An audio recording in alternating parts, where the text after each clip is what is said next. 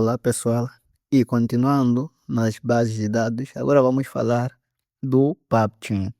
Para tal, irei entrar no navegador, vamos para o PubChain, que, diferente do Chamble, é uma base muito maior. Então, nós temos muita coisa aqui no PubChain. Então, nós podemos ver. Deixa eu traduzir aqui. E aqui já aparece mesmo que o PubChain é a maior coleção mundial de informações químicas de acesso livre. Então, esta é a maior base de dados que existe. E como nós podemos ver aqui, nós temos mais de 342 milhões de substâncias. Se nós querermos pesquisar, é só clicar aqui em substâncias, que ele já nos leva para uma outra aba e podemos aplicar alguns filtros aqui. Então, eu não vou me detalhar muito no PubChain, mas o interessante é que nesse Advanced Search nós podemos pesquisar por bioatividades, compostos, linhas celulares, bem como muita coisa aqui. Então eu recomendo que vocês explorem. A base de dados de fármacos aprovados pela FDA também podemos encontrar aqui. Continuando, nós iremos prosseguir com a base Zinc. Então vamos entrar no navegador e pesquisar pela Zinc. A base de dados Zinc é utilizada principalmente para docking molecular. Nós temos o Zinc 12, Zinc 15, Zinc 20 e o Zinc 22, que é o mais recente. Mas os mais utilizados mesmo são o Zinc 15, o Zinc 20 e o Zinc 22. Então, vamos lá entrar aqui no Zinc 15. Decidiu fugir. Parece que agora só tem Zinc 20 disponível e o 22. Então, vamos lá entrar aqui. Zinc. E como eu disse, eu irei explicar como baixar compostos de toda a base de dados do Zinc para fazer docking molecular de milhares de compostos de uma só vez no curso que irei dar a respeito de docking molecular. Então, este é o Zinc 20. Vamos sair daqui e podemos pesquisar pelo Zinc 22, que é onde eu gosto. Aqui no Zinc 22, este aqui, Carte Blanche. Este é o Zinc 22. Então, deixa eu entrar aqui no PubChain e pesquisar por fluconazole, porque eu estudei análogos do fluconazole. Então, eu vou fazer o seguinte, vou pesquisar pelo fluconazole e nós iremos obter o smile do fluconazole. Seria a representação molecular simplificada desta molécula. E esse é o smile do fluconazole. E com esse smile nós podemos, utilizando outras plataformas como o Marvin, entre outros, desenhar aquela molécula. Então facilita nesse processo aí. E para sites de predição de propriedades de ADMET, entre outros, nós sempre vamos utilizar aqueles smiles. Para criar também descritórios moleculares dessas moléculas, vamos precisar daqueles smiles. Então é muito importante o smile. Aqui no Zinc 22, ele costuma demorar para abrir. Às vezes nem abre, então, paciência, vamos esperar um pouco. E depois de uma eternidade, ele decidiu abrir. Então, nós estamos aqui no Zinc 22 e eu irei mostrar. Vamos começar aqui. Eu irei clicar aqui no similaridade e pública. Então, nós vamos pesquisar por compostos similares. Aqui eu irei ensinar como é que estuda-se compostos análogos, né? Então a ideia mesmo é pesquisar pelo seu fármaco de referência, copiar o smile, vamos aqui no Zinc 22 e vamos pesquisar por análogos similares daquele fármaco de referência. Então vamos ver como é que isso funciona. Ele entrou, então aqui nós podemos colar o nosso análogo, o nosso fármaco de referência nesse caso, que ele já faz uma pesquisa aqui. E neste campo aqui, nós temos distância, bem como anéis, mutação e tem um monte de coisas aqui. Então, e por aí vai. Minha ideia costuma ser pesquisar de forma mais abrangente para depois eu mesmo filtrar de acordo com o nível de similaridade que eu pretendo. Então, para tal, eu coloco tudo isso no fim, tudo no fim. Se eu estiver a fazer algo de errado, me avise. Mas eu faço assim. Então, tudo no fim que ele vai pesquisar, encontrou 16 resultados.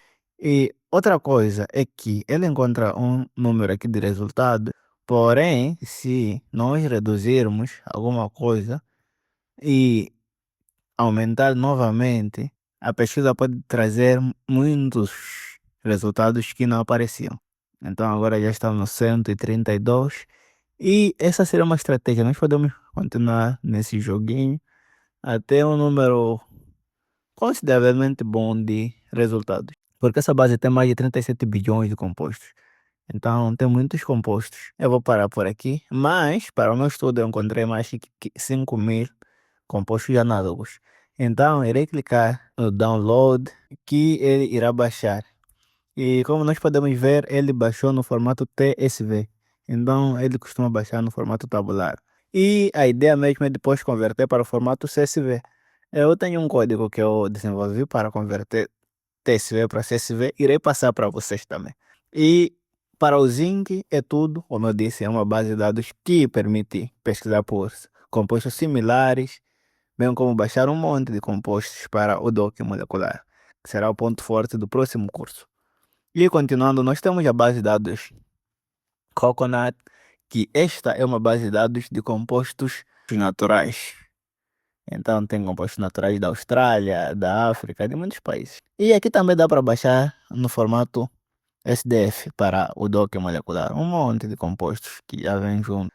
Então eu irei clicar aqui no download e podemos baixar produtos naturais no formato CSV ou no formato tem no formato SQL com 32 GB aqui, que é a base completa.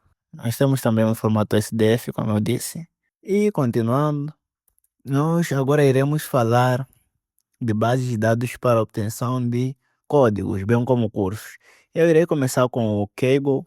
Deixa eu entrar aqui no Kaggle, que é o maior site para concursos. Então aqui nós podemos aprender Machine Learning, bem como nós podemos entrar em concursos. Aqui eu tenho aqui um curso de Machine Learning, tem um curso de Pandas e tem muitos cursos aqui. O lado bom do Kaggle é que existem muitos repositórios abertos. Então, isso aqui é um mar de possibilidades. Eu diria que depois de aprender aquele curso de fundamentos de inteligência artificial, bem como Python para data sciences, no canal que eu mencionei anteriormente, nós não precisamos fazer coisas do zero, não. Existe muita coisa que já foi feita, então a ideia mesmo é pesquisar. Por exemplo, eu quero estudar otimização de hiperparâmetros. Então eu posso pesquisar aqui hiperparâmetros tuning. Deixa hyper tem deixa aqui que eu baixei. Ele ganhou 4 vezes, se eu não me engano, são competições aqui no Kaggle a nível mundial. E é muito bom. O Abhishek Thakur. Então eu recomendo que vocês o sigam e acompanhem o que ele posta. Então, nós temos aqui códigos já prontos para otimização de hiperparâmetros. Esse aqui é para o modelo de classificação, mas nós podemos baixá-lo. Então é só clicar aí no download e baixar. E para um monte de coisas, é para remoção de variáveis colineares, para PCA, qualquer coisa que vocês quiserem fazer, vocês podem pesquisar que vão encontrar códigos já feitos para aquele assunto. Então isso facilita muito, mas muito o nosso aprendizado. Então, continuando aqui, um outro lugar que existe muito código aberto é o GitHub. Então, nós vamos entrar para o GitHub e aqui no GitHub eu irei entrar no meu repositório. Eu recomendo que vocês criem vossa conta no GitHub e que sigam também minha. já agora que tem muita coisa. Então, eu sigo algumas pessoas e uma delas é ele, como eu mencionei, eu sigo no GitHub, não estava a seguir no Kaggle, mas eu sigo no GitHub. Eu tenho aqui 23 repositórios e aqui no GitHub tem muita coisa. Então, uma estratégia inteligente, já agora, porque eu ensinei o curso de pesquisa científica com inteligência artificial, uma estratégia inteligente a se fazer é, dependendo da área que nós queremos estudar, primeiro fazer uma busca na literatura por estudos que tratam daquele assunto. Então, podemos fazer uma busca grande e encontrar os melhores artigos daquele assunto. E provavelmente, se o pesquisador tiver muito tempo nessa área, ele provavelmente terá um repositório no GitHub. E tem muitos pesquisadores que tornam seus repositórios abertos, bem como disponibilizam códigos de forma gratuita. Então você pode tipo citar o artigo daquele pesquisador que não está fazendo nada de errado, principalmente se o repositório estiver aberto, e podes utilizar os códigos dele para estudar e aprimorar suas habilidades. Então eu recomendo que vocês pesquisem, encontrem ou pesquisem por docentes universitários ou pesquisadores que já publicaram muito naquele campo e pesquisando para ver se existe algum repositório deles e ver o que eles colocam lá tipo no repositório, né? É bem provável que encontrem informações bem interessantes ou até mesmo os códigos que eles desenvolveram ou alguma estratégia que eles utilizaram e isso irá facilitar o vosso estudo. Então aqui no GitHub existe muita coisa. Nós podemos clicar aqui nessa aba de pesquisa e pesquisar. Então dá para pesquisar aqui e obter muita coisa. Eu vou pesquisar por aprendizado de máquina e já apareceu mais que 1 milhão de resultados. Então nós podemos filtrar por Jupyter Notebook e temos aqui um monte de códigos a respeito de machine learning. Então isso também iria facilitar o nosso aprendizado. Aqui, por exemplo, já aparece conceitos básicos da biblioteca NumPy. E foi bem rápido, como vocês viram. Já tem fundamentos para modelos de regressão. Tem um monte de modelos aqui. E continuando, tem também para classificação, clusterização, tem para processamento de linguagem natural, tem para modelos supervisionados, não supervisionados, até tem redes neurais. Então, esse é um repositório incrível. Eu encontrei agora e já tem 9 anos. Então é alguém com ampla experiência nesse campo. E eu irei seguir esse sujeito. Ele é um engenheiro de machine learning, ele é da Índia. Tem uns conteúdos aqui. Nós podemos estudar com estes projetos, que é uma boa forma de estudar. E eu irei fazer o fork desse repositório para mim. Então, esta, esta é a vantagem de utilizar o GitHub.